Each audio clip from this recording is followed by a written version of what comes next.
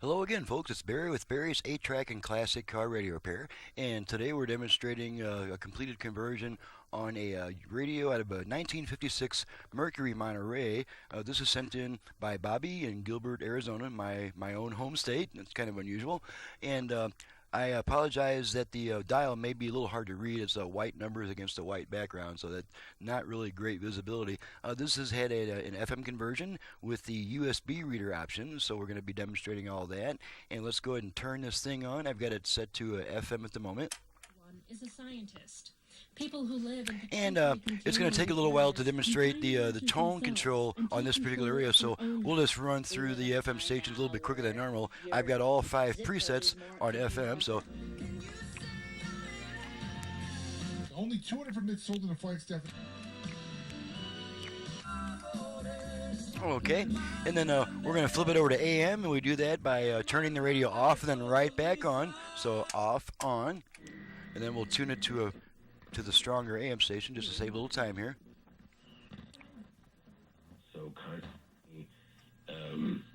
Okay, so there's our strong AM station. So let's go back to FM. And something a little more lively music. We can find some. That's pretty good. Now this a lot of these older radios have a tone switch instead of a rotary continuous tone control. And in the original configuration, you had a choice of maybe 3 or 4 different tone settings, but now you can adjust the tone control continuously, and you're actually using the volume control to make the adjustment, and you're using the tone control to determine whether the volume control acts as a volume control, a tone control, or a virtual balance or fader control. So this is actually this volume control is now 4 controls in one. And the first thing I'll demonstrate is how to adjust the tone, which most people usually just leave the tone all the way up. That's usually when it sounds the best. But to the way that I've got this set up is the leftmost position turns the volume control into a tone control. So I've turned it all the way to the left, and we can adjust our tone now.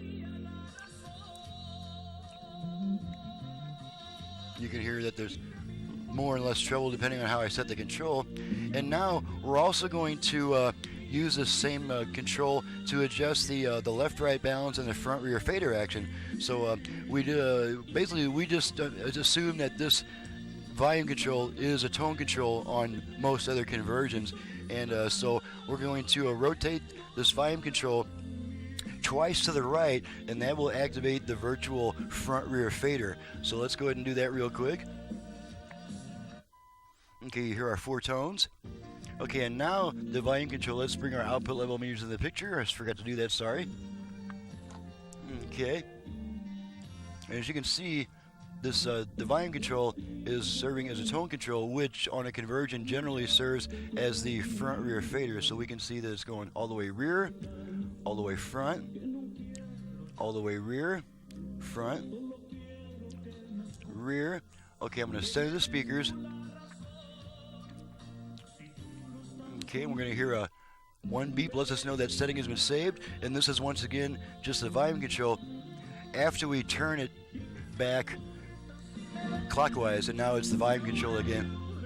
So on this radio, the thing to remember is just kind of turn the tone control all the way to the right for this to be the volume control, and turn the tone control all the way to the left to turn this volume control into a tone control, which in turn is also the balance and fader controls. So now we're going to turn the volume up a little bit higher because it wasn't too high last time, wasn't able to see the results of our adjustments very well. Okay, now we're going to go back to the tone control, which means we take our tone switch all the way counterclockwise, and now we're going to rotate our volume control twice to the left, which will activate the left-right balance control. So here we go. Okay, there's our 4 beeps. Okay, and now the volume control is adjusting the left-right balance. All the way left, all the way right, left, right. Okay, I'm going to center the speakers. I'm going to stop adjusting it. And we hear our 1 beep to let us know that the setting has been saved, and that we can return this to the volume control function by turning our tone switch to the right. I know it's a little bit to remember. It just takes just a small amount of practice, and it actually becomes pretty easy. So the only thing with the test now is we've got the USB reader function. So we're going to plug a USB stick into that real quick and just make sure that it works. I've got my radio commercial on a little USB drive here, so let's get rid of these meters. We don't need these anymore. Okay, I'm just going to plug my USB stick into this receptacle here. And there's my radio commercial playing. And you can see the USB stick flashing to indicate data transfer. So we'll unplug this, and the radio comes back automatically and immediately.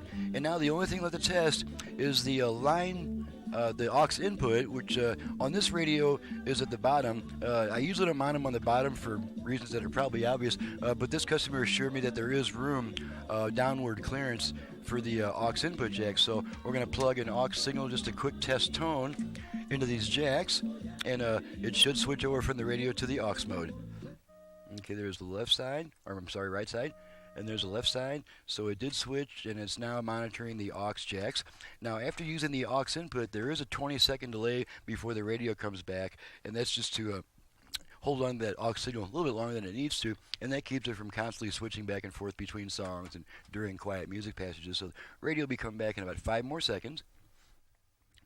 And there's our radio back.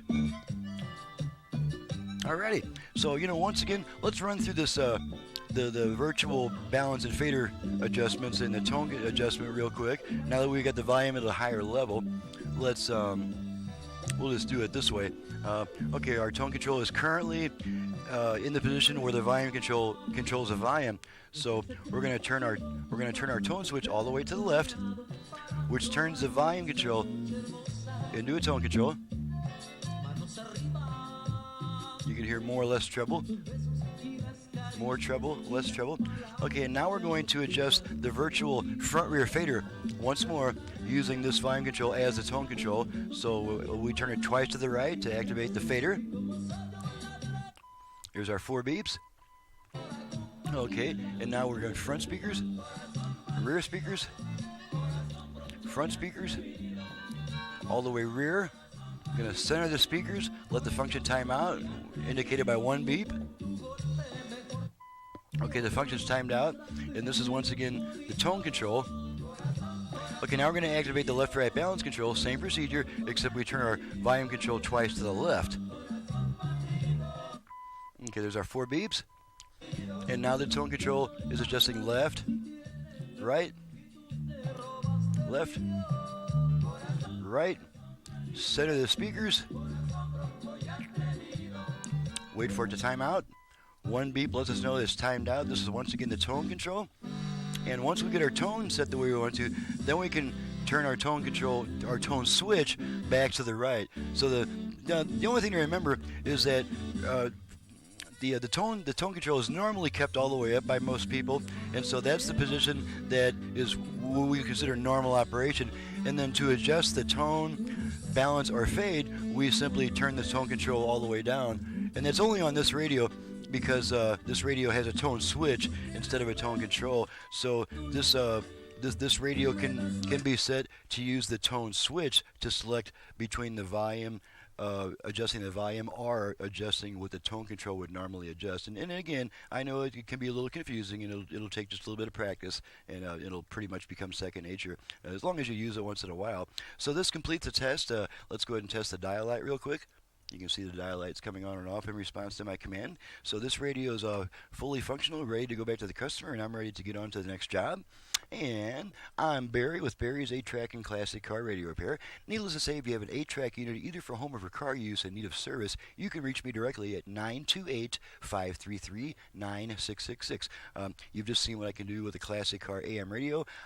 Now, if it does not have a tone switch, if it has an actual tone control, then that'll be a little simpler to adjust the balance and fader functions on. And it's just on this unit, we have to use the tone switch to determine whether the volume acts as a volume volume control or all the other stuff, tone, balance, and fade. And this customer reports that he's only going to be using 2 speakers, and so that can be done. That's no problem there. The unit automatically senses how many speakers are connected, and it'll adjust its behavior accordingly. For instance, if he's only using front speakers, then the virtual front-rear fader will not activate because there's no rear speakers connected anyway. But the virtual left-right balance control will still operate correctly. So, once again, my number is 928-533-9666. My very informative website is in the description below. Thank you so much for watching and listening, and we'll see you next time.